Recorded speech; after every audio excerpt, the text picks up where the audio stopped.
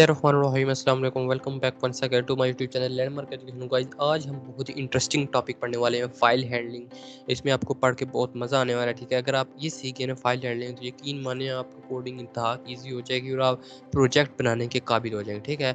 तो बिना किसी देर की चैनल को अपने लेक्चर को स्टार्ट करते हैं। और आपसे वीडियो स्टार्ट करने से पहले छोटी सी रिक्वेस्ट है, अगर आप चैनल पर नए हैं तो फ़ौरन से चैनल को सब्सक्राइब कर दें और एंड तक वीडियो देखने के बाद अगर आपको वीडियो पसंद आए तो लाइक करें, ठीक है। चलते हैं अपने आज के लेक्चर की तरफ, ठीक है। आज हमने डिस्कस करना है फाइल हैंडलिंग एक्चुअली होती क्या है, ठीक है। अच्छा, मैं ना स्टार्ट करने से पहले थोड़ा सा आपको कुछ बताना चाहता हूँ फाइल हैंडलिंग होती क्या है। अब लेट्स सपोज ना आपने अपने स्कूल का या होमवर्क करना है नोटबुक पे, ठीक है। तो आपने क्या करना है, आपने खुद से अपने हाथ पे लिखना है, कहाँ से देख के, बुक से देख के, ठीक है।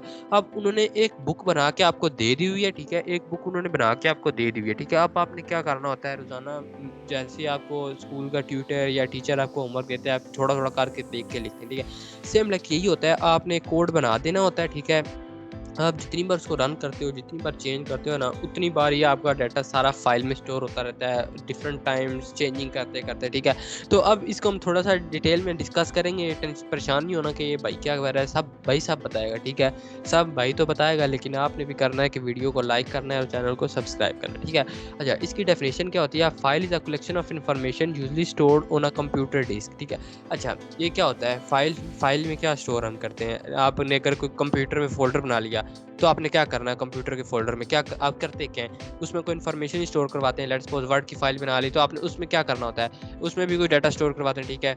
Information can be saved file and their later reuse. अच्छा, अब आप अगर एक फाइल आप बना लेते हो, ठीक है, और लेट्स सपोज आपने एक वर्ड की फाइल बना ली, पीडीएफ की फाइल बना ली, तो अब आपने क्या उसको बना के छोड़ देना है? नहीं। क्यों बना के छोड़ देना भैया, आपने इसको टाइम टू टाइम यूज़ करना है, जैसे जैसे आपको ज़रूरत पड़ेगी आपने इसको टाइम टू टाइम यूज़ करना है, ठीक हो गया।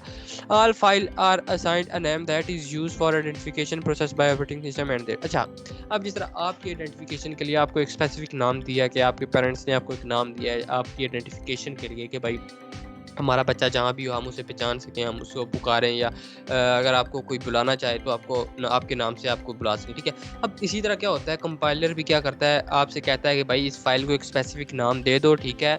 अब तुमने मुझे इतनी सारी फाइल्स बना के दे देनी है, जब तुम मुझसे मांगोगे तो मुझे क्या कहोगे कि मुझे कौन सी वाली फाइल दो, तो इसलिए इसको एक स्पेसिफिक नाम दे दो, ठीक है। तो वो नाम भी हम क्या करेंगे, वैसे तो आपको वो ऑप्शन आता है कि भाई फोल्डर क्रिएट किया, रीनेम वगैरह नहीं, हम इस बार क्या करेंगे, इस बार हम क्या करेंगे, इस बार हम अपने कोड में ही एक फाइल को नाम देंगे और कोड में से ही एक टेक्स्ट डॉक्यूमेंट ओपन करेंगे, ठीक हो गया।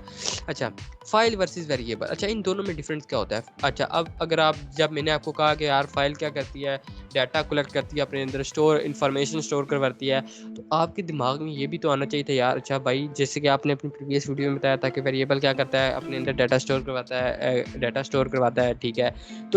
तो फिर वेरिएबल अच्छा नहीं है कि हम एक बार वेरिएबल बना दें तो बस उसमें सारा डाटा स्टोर नहीं। वेरिएबल, अच्छा ये मैंने इसकी डिटेल्स में भी लिखा हुआ है, देखें, file can hold huge amount of data. File क्या करती है, फाइल में आप जितना मर्जी डाटा स्टोर करवाना चाहिए ना कर सकते हैं, बट इन वेरिएबल्स आप एक लिमिट में आपको रखा जाता है कि भाई तू अपनी औकात में रह, इससे बढ़ के तूने डाटा स्टोर नहीं करना। हाँ, ये नहीं है कि तूने बेजी का घर समझ लिया कि भाई जितना डाटा मर्जी स्टोर ना, औकात में रह, ठीक है। वेरिएबल्स हमें क्या कहता है, हमारी औकात बताता है। फाइल्स क्या कहती है, फाइल कहती है यार जा, तू क्या याद रखेगा, जितना मर्जी डाटा स्टोर करवाना है तो करवा ले, ठीक हो गया। अच्छा, ordinary variable are keeped in memory which is temporary and have limited size. वही बात आ गई कि भाई वेरिएबल में क्या होता है ऑर्डिनरी, और जब आपने प्रोग्राम एंड किया तो वो वेरिएबल से डाटा स्टोर खत्म हो गया। बट इन फाइल में क्या होता है, आपने एक बार कोड एंड भी कर दिया ना, बट आपका डाटा क्या करता है, फाइल में स्टोर रहता है, ठीक है। इन केस अगर आपने फाइल से डाटा डिलीट नहीं करवाया तो वेरिएबल में से, तो अगर आपने डिलीट करवाया नहीं करवाया तो ऑटोमेटिकली हो जाए, बट इन फाइल में अगर आपने सेव रखना है तो सेव हो सकता है, ठीक हो गया। एग्जाम्पल, अब जैसे इंट में अगर हमने इंट ले लिया एक्स, तो उसमें इंटीजर स्टोर होता है, स्ट्रिंग ले लिया नेम, तो उसमें कोई नेम स्टोर होता है। बट अगर आपने एक फाइल ले ली, उसमें स्ट्रिंग भी आ सकता है, उसमें पॉइंटर्स भी आ सकते हैं, फंक्शंस भी आ सकते हैं, फ्लोट, डबल, लॉन्ग, करैक्टर, सब कुछ आ सकता है फाइल्स में, ठीक है। बट अगर वेरिएबल्स आपने लेने हैं तो उसके लिए स्पेसिफिक डाटा टाइप्स हैं और आप वही स्टोर करवा सकते हैं, ठीक हो गया। अच्छा, अब आगे आ जाते हैं C++ की स्ट्रीम्स। अब जैसे कि हम अगर सिंपल कोड में अगर हम आउटपुट या इनपुट लेना चाहें, या अपने आउटपुट कोड में यूज़र से इनपुट लेना चाहें और यूज़र को आउटपुट देना चाहें, तो वो तो हम सी इन सी आउट से कर सकते हैं, ठीक हो गया।